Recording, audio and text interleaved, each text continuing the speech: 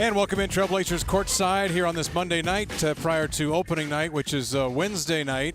Mike Barrett, Mike Rice, and the head coach of the Trailblazers, Terry Stotts, here in studio. Coach, we had you on last segment, but now radio joins us, so thanks for being here. It's always a pleasure. Well, it still is a pleasure. Yeah, well, thank you. A pleasure once again. All right, this week it comes up Oklahoma City, the opponent. I guess opening night, it really doesn't matter who it is. And we hear today maybe some more injuries. Reggie Jackson on crutches. We hear Jeremy Lamb may have hurt his back. No Kevin Durant. Does and I always wanted to ask this because we always talk about this. Does that almost make it more of a challenge because you just don't know what to expect? Well, maybe. Maybe during the season, but I think for me and for us, opening night is opening night. And I don't fear a letdown as much because of what we want to accomplish this season. And, granted, it's human nature in certain situations to have a let up or, if a certain team doesn't have their players, that it's understandable at times. But I don't think that's going to be a problem Wednesday night. When I looked at preseason, the games like the Clippers twice, it just seemed when this first unit wanted to turn it on, they really could. Compared to last year, I didn't see that quite as much early in the preseason, but it just looks like these guys are ready to go. We are, and when I look at in particular the game at Denver and the last game against the Clippers, I thought those two games. I don't know if you got to see the Denver game, but the starters played very well together. They finished the deal down the stretch in the fourth quarter, and then the Clipper game for 2.5 quarters, we played it the way we would play a regular season game, and we played very well together. So, I think it's difficult to compare this year to last year, but I do know that there's a sense of who we are this year and what we want to get done and how we need to do it. Last year we thought we could be a playoff team. We had to prove it, and I think the attitude and the demeanor is a lot different this year because of what we were able to do last year. Is there a barrier you break through, when you win a playoff series rather than just get to the playoffs, that maybe mentally clearing that hurdle makes it to where, and you guys have talked about this since camp began, not being afraid of expectations, certainly not running from them, going ahead and saying what your goals are clearly and maybe not hiding from those things. Is busting through that barrier maybe an easy way to tackle those things? Well, I think I always think about how many decades no one could break a 4-minute mile, and then once Bannister did it, everybody was breaking it. So there is something to that. Whether I don't know. Obviously, there's some psychological component to it, but. From a coach's standpoint, you just want to see where you are and continue to get better. And I think the way we played last year helped us get the record, obviously, but it's more how we played and how we felt on the court and how we felt about each other and the confidence that grew from all that I think puts us in a good position this year. You seem very comfortable on how you're going to use these players in your system.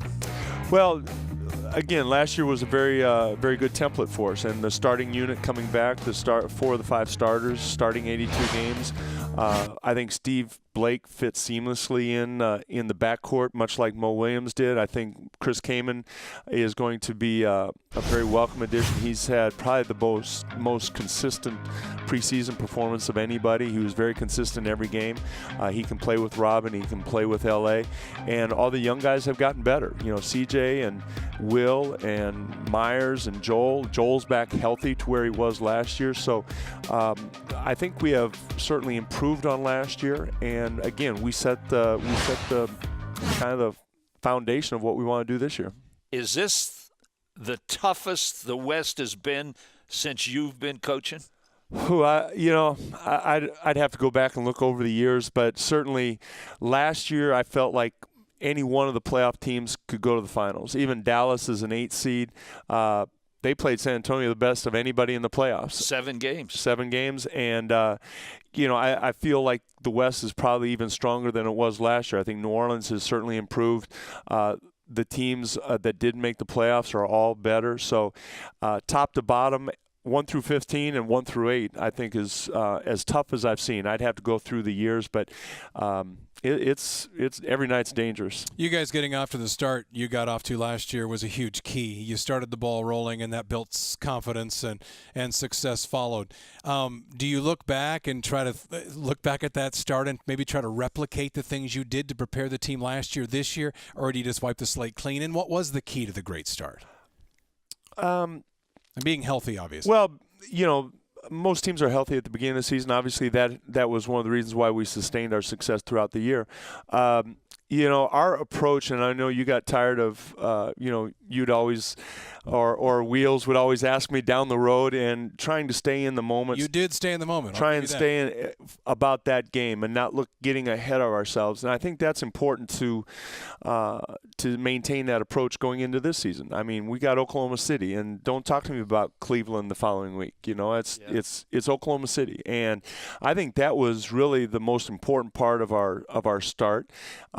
But to be honest, everybody talks about our start, but probably the thing I was most proud of was the way we finished the season last year. We lost, we got blown out at Charlotte, and then we lost a close one at Miami, and then we lost to Orlando, which was one of the poor teams of the league, and it wasn't looking good. We were borderline of not making the playoffs, and then we win 9 out of 10 down the stretch to not only clinch the playoff spot but clinch a 5 seed. And I was probably we weren't sneaking up on anybody. We were playing teams that were fighting for playoff positioning and playoff spots. And during one of the rare times when you weren't healthy. Well, LaMarcus came completely healthy. LaMarcus came back for the Atlanta game right after the Orlando game, and he played the last 10 games. Right. We didn't have Joel through that whole stretch, but that to me showed me kind of the character that we had. Our backs were to the wall, and we did it with defense. We did it with toughness. Whereas the start, we were finding our way. We were super hot offensively, and but the way we did down the stretch was, I thought, a sign of a really good team. It seems that you're very comfortable the way the defense is progressing. Well, we are. The priorities defensively, it starts with transition defense. And I think our guys have really locked in on that. So the best. You're really working on that too, aren't you? Well, it's been a daily focus. It really has. Every day we're emphasizing defense starts on the shot. And if you're not involved in the rebound, get back, and communicating, and all the things that you need to be concerned about with transition defense. But you look at the best defensive teams, and it starts with the fact that they don't give up a lot of easy baskets in transition. And if we can shore that up, our half-court defense, the second half of the season, we were a top 10 defensive team. That kind of gets lost in the shuffle of last year. And our offense tapered off, but our defense picked up. And for us, our transition defense, our weak side alertness has been much better. And we were probably one of the leaders in defensive percentage at the rim. We just let the ball get to the rim too often, and we just that's been another one of our priorities defensively. One move that Neil Olshey made that didn't necessarily move the needle nationally last year was the Robin Lopez acquisition, and it worked out just perfectly.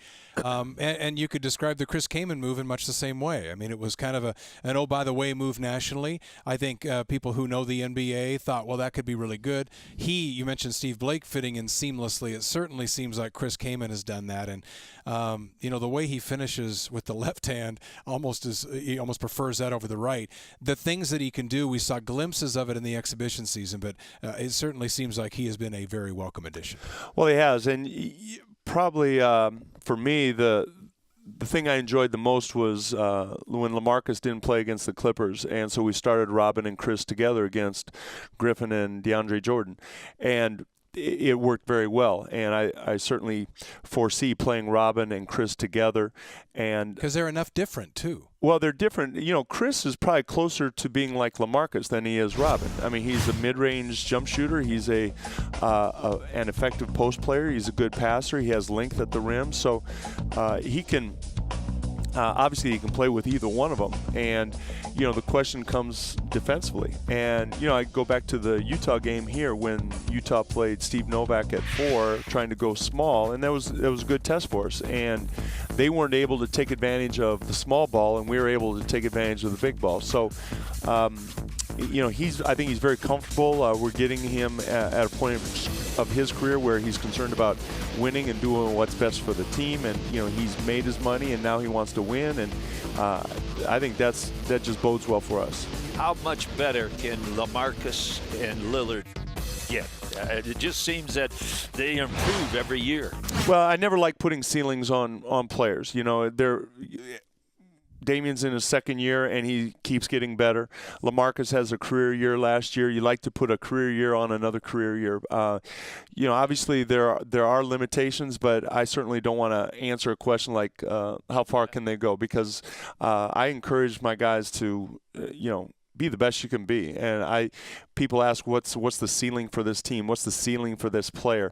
I just don't even like answering that question. We'll take a break. The head coach Terry Stotts in studio at our Moda Center studios. Trailblazers Courtside continues right after a quick break.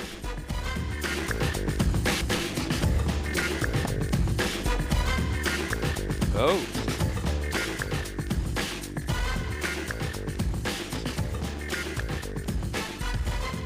Now, Coach Rice, did you see the latest work by Dino Murphy? His latest painting. He's done some great Blazers works, and he must have either had some spare time or something going on. But that is Dino Murphy, Dino by Design.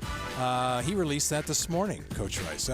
It's oil on canvas. Coach Stotts was going to throw his hat in the ring on that one. What do you think that'll go for at auction at Sotheby's? Thousands. All I know, you both look younger. Your hair is a different.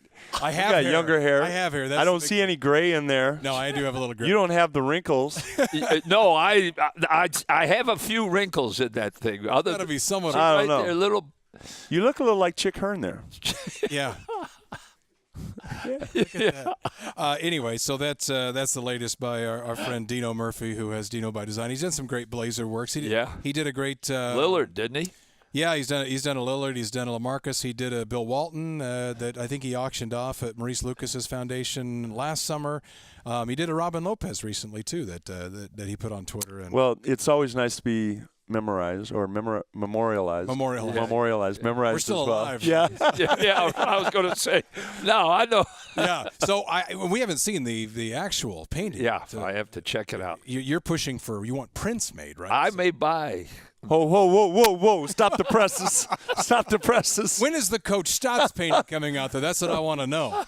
As Coach Stotts is here with us on set. Hey, I got one question for you guys, though. Oh, yeah. All right. What's up with the Snickers wrappers? We got Snickers wrappers. Do you not know who this sitting is next to? I know, but trash can or something? No, it's the world is his trash can. I needed a little energy before we were I understand the need for Snickers. Yeah, I'm just saying with the wrappers. The great Nick Jones, brother of Steve, gave Mike the nickname probably, 15, 18 years ago, America's Guest. and there has never been one that has been more accurate than that in a good, lovable way. Yes. That is, yeah. Buck certainly agrees with that. The coaches here, of course, Trailblazers taking on the Thunder on Wednesday night as they start the season. Going back to last season, I mentioned the start. I don't want to get too hung up on the start of last season, but it was interesting.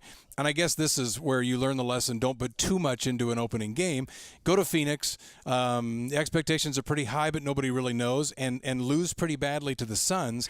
And we're flying to Denver kind of going, well, I mean, was that one game? Did we not know what to? And then all of a sudden the roll starts. So when you look back, was that opening night loss almost good for that group? Oh, I said that throughout last season is that loss. Certainly nobody knew Phoenix was going to be as good as they were. Right. And but it got our attention. And, we had a very good preseason last year. And losing to Phoenix and the way we lost to Phoenix gave me the ability to have the team's attention. I had the team's attention in Denver and said, this is what we needed to do going into the season. And these are the priorities. And we didn't do any of them last night. And it really kind of got us back on track pretty quickly. We could have won an ugly game, and who knows what effect it would have had. But that game was one of the more important games of the season because how you bounced back. How we bounced back and the way we played. I think we came home and played San Antonio, and it really got us on track very quickly with what we needed to do. And you needed to because, of course, it was going Phoenix to Denver on an opening trip, and of course, with the history against Denver in Denver is never good. So that loss was like, wow, now now you got to play what you thought was going to be the tougher game on the trip. So that's why I asked about it, because it still sticks out. No, I used that as an example throughout last year of how important that loss was. It was one of the more important games of the season. The Cavs, they have a new coach, new players. You were in a situation you had to come in and get everything organized in this blazer. How much trouble will the Cavs have this year at the start? Well, they added LeBron James. Right. I think they'll be okay. Even at the start. That's they added Kevin Love. Yeah, I think they'll be okay. Because everyone says, as John Wooden once said, the coach with the best players is usually the best coach. Miami, when they added LeBron, went to the finals. So, look, it's not going to be. They're going to have their ups and downs, just like Miami did. This league is tough, and certainly they have a lot of talented players, and they're one of the top teams in the league, flat out. And their proving ground will be in the playoffs, but they've got 82 games to figure it out for themselves. Yeah. You're talking about important games. We talked about Phoenix a moment ago, and this is pretty general, but how big was, and we already touched on this, and by the way, coming up on Comcast Sportsnet after Courtside tonight, they're going to replay Game 6 of the Houston series. How big was not only that game and that series, and then if you want to follow it up the other way like we did Phoenix, how big and what lessons were learned from the loss to San Antonio the next round? Two good questions. The Houston series, first of all, was probably the best series I've ever been involved with as a coach in the NBA. I mean, I've been involved in some great series, but that one from beginning to end, all 6 games, 2 overtime games, every game came down to the last 2 minutes, if not the last minute. I'd never been involved with a better series. Winning it, not only winning it, but the way we won it, we were not favored. It just gave us a quiet confidence about what we can do. That being said, I think the way we lost to San Antonio bodes well for this season, because I've told our team we can look at last year as a success, 54 wins, going to the second round, exceeding expectations, or we can look at it as a failure that we didn't even come close to the team that won the championship, and that's where we want to be. Yeah. And so I think that approach and the way we lost to San Antonio, I look at that picture of the 5 starters sitting on the scorer's table, and that to me was it's like, okay, we're not there yet, and I think everybody really took that to heart coming into this season. And saying we're not there yet, every year in my predictions, which we'll make later in the evening, I have San Antonio. Always, they're too old this year, for sure. How long have you been saying that? A lot of years. Too many years. In fact, I have them second this year. I pushed them up to second. You haven't learned yet. No, I haven't. You got behind us? No, they're in front of us. Oh, okay. Yeah. Don't start asking too many questions. Yeah, we're It'll fourth. get uncomfortable really fast. Yeah, but is a system that they run, does that keep them where they are, the Spurs? Are they still the team to beat? If they stay healthy, they are the team to beat. They're – and that's a big question. It is, because at some time, time catches up with you. But, Tim Duncan came back and had a fantastic season last year. And yes. Tony Parker is still, I think, close to his peak. And Manu Ginobili stayed healthy and was very good. And, it's part system, but don't discount their talent. Yeah. Those 3 guys are still, when healthy, can win games, and they know how to play together. And certainly the fact that they've played together for so long and they know how to play their style of game has a lot to do with it. They've brought along young players like Kawhi Leonard, who, was the MVP of the playoffs, and they have other guys on their team that know their role, accept their role. Tiago Splitter is a very good center. Danny Green knows his role. Bellinelli comes in. Boris Diaw, one of the best role players in the league. Yeah. So they have stars. They have talent. Certainly don't discount their talent. And, you win. It's always it's a little bit of a juggling act, because most of the time you win in this league with proven veterans. You like young talent, and but it's proven veterans usually win in this league, and San Antonio is a prime example of that. Back to your roster for a minute. One question I get asked probably more than any other, at least up there. In fact, I was out at a store today and somebody came up and wanted to talk about Nick Batum. And, the first thing is, well, why isn't Nick more aggressive? What he's got to score more. Do you think they should put him at the second unit and let him really dominate and go? And it just seems like they love him, but he's a lightning rod because people want him to do more than he's doing, at least scoring the ball. But he is, he fills all the categories. He had the 5x5 game last year. What is Nick to you? And what do you expect from him this season? As he's only 25, just turned 25. What kind of gets me is that they want him to be more aggressive scoring. Right. They want more scoring from our bench, and we were second in the league in offense. How much better offensively can we be? Yeah. Nick in particular, look, we've got enough guys who can score, and Nick scores when we need him to score. He takes shots when we need him to take shots. He does all these things, and for me, the luxury of having a player like Nick who can do a little bit of everything very well and embraces that role rather than saying, hey, I want to score more. I mean, seems like everybody wants to score more, and here you've got a guy who gives himself up for the team to do what helps the team. To me, that's they should be asking why can't more players do what Nick does rather than vice versa, because Nick is, in my mind, I was going through that with him just in my mind, and other than LeBron James, he might be the most versatile small forward in the league. Yeah. I mean, name me another guy at small forward position who does everything that he does. 13, 5, and 5. But beyond the numbers, pick and rolls, defense, rebounding, ball handling, distributing, scoring, three-point shooting, everything that he does. Name me a small forward other than LeBron James who does everything that he does as well as he does. And I don't think the 5x5 game got as much credit as it should last year. We tried to call attention to it at the time, but maybe didn't sink in what he had just done. Yeah. 5 in every category. Those major, and you get 5 blocks, 5 assists, 5 steals right down the list. There's not a lot of guys. No. And obviously, the short list of guys that have done it, and Nick was the first Blazer to do it. That's an incredible line, and it shows you what his game is. No, and he is so instrumental in how our team performs at both ends of the court. To be able to put him on point guards at certain times, to be able to put him in pick and roll situations as a small forward, spot him up at 3. I mean, he's an incredible asset to have on this team, the way he plays. And I certainly don't want him to be satisfied with not scoring or not doing this. I want him, the thing that I want all my guys to do is take what the game gives you, and I think he does that. Speaking of that, Wesley Matthews, is he getting better as a three-point shooter in the preseason? Red hot. He is red hot.